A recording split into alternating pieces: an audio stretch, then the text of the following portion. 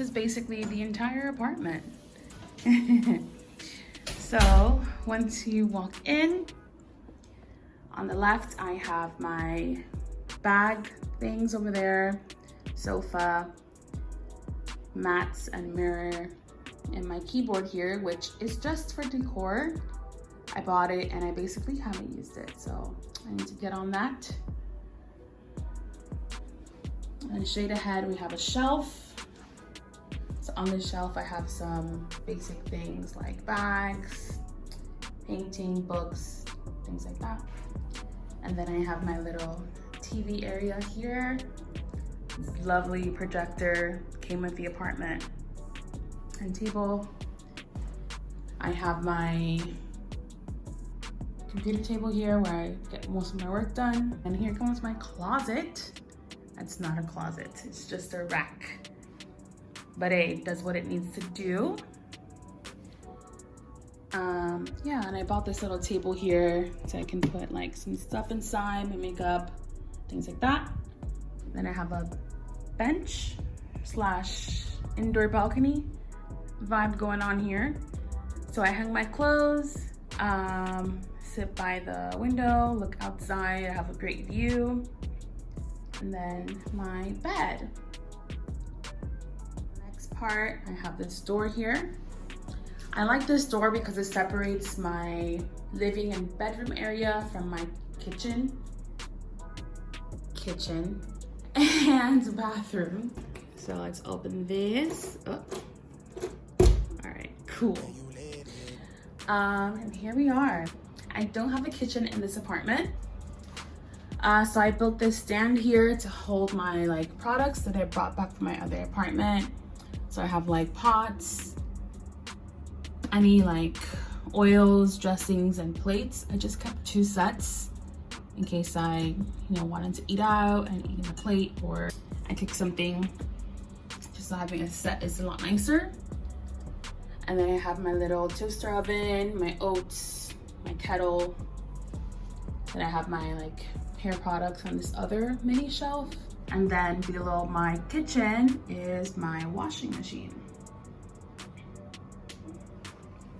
And then to the left of the sink, I have my fridge and cleaning materials. Yeah, so I have these fridge magnets that I got when traveling. I got this one in the Philippines. One of my friends, the international babies, got me this from from Cambodia. And then there's a photo of me at my old apartment in Wuhan.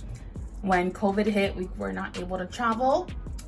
So what we did is we posted photos of travel destinations on the balcony walls, dressed up, put on our swimsuits, made a beverage, and basically we were on holiday.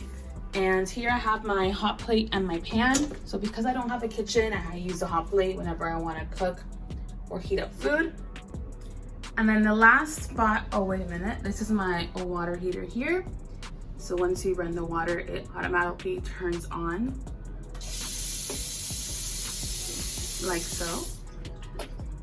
So I can adjust the temperature and things like that. And then I have the shower. It is a wet bathroom. So a wet bathroom is a bathroom that has a shower and a toilet. So yeah. Right, so now that you have seen what my apartment looks like, let's talk about prices. So first, my apartment is 34 square meters. It is a studio with no kitchen in Futian district. I know what you're saying, but damn, Jess, how are you paying so much money when in your old building you only paid like 2,000 divided by 3? 6,000 divided by 3, which would be about 2,000.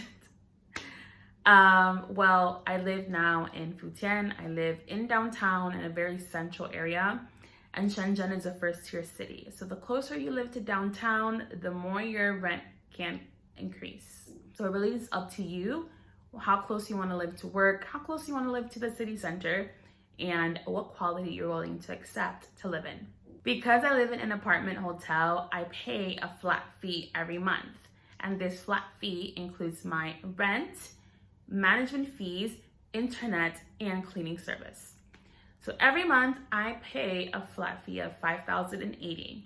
My rent is $4,700, and then internet, management, and cleaning service is $380. And then besides the flat fee, I do pay for utilities every 4 months. Utilities can run from $400 to $600, depending on how much you use and the season.